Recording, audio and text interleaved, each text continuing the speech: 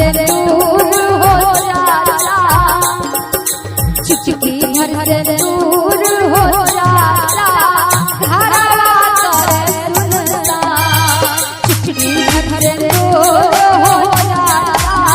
घरवा तोरे सुनता। पापा संग बैसिल के बेटी पापा तोरे पापा संग बैसिल के बेटी पापा तोरे चंदा सनक मुहावा के बेटी चंदा सनक मुहावा के बेटी काहे तेरे चंदा चंदा सनक मुहावा के बेटी काहे तेरे चंदा काटे तोरा चाहिए हो बाबा, काटे तोरा दिया ज्ञान, काटे तोरा चाहिए हो बाबा, काटे तोरा दिया ज्ञान, होते दिनों सारा बाबा, बेटी होए तो वीरान, होते दिनों सारा बाबा, बेटी होए तो वीरान। सब बने थोड़ी बजा कर प्रेम से बाजू रहा सरकार की जय हो। क्या बात है, ताली लगा ताली ताली बजा कर सब लोग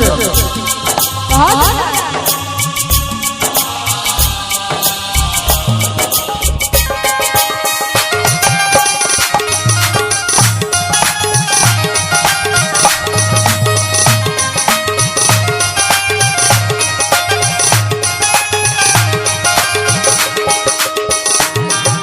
पापा जंग बैसिल के बेटी चाचा तोरे पापा जंग बैसिल के बेटी चाचा तोरे सोना सनक मुहावा के बेटी चंदा सनक मुहावा के बेटी काहे तेरे चंदा सोना सनक मुहावा के बेटी काहे तेरे चंदा काटे तोरा चाहिए हो चाचा, काटे तोरा दिया ज्ञान, काटे तोरा चाहिए हो चाचा, काटे तोरा दिया ज्ञान, चुटकी भर से दूर हो जाला, चुटकी भर से दूर हो जाला, घरवा तोरे सुनता, चुटकी भर से दूर हो जाला, घरवा तोरे सुनता। बहुत बहुत धन्यवाद लड़की के चचा मनोज यादव जी उनका शहर में शानदार 501 का जनाब एक बार सब बड़े बजा प्रेम से बाजू रहा सरकार की जय हो।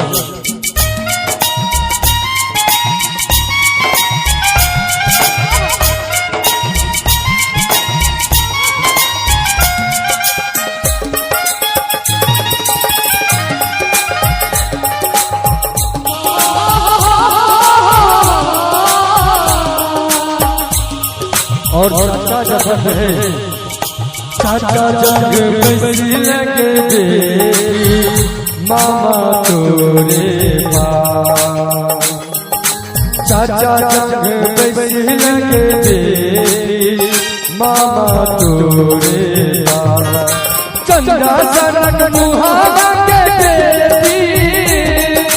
सोना सनक मुहावा के बेटी काहे तेरे चंदा सोना सनक मुहावा के बेटी काहे तेरे चंदा काटे तोरा चाहिए हो बाबा, काटे तोरा दिया ज्ञान, काटे तोरा चाहिए हो बाबा, काटे तोरा दिया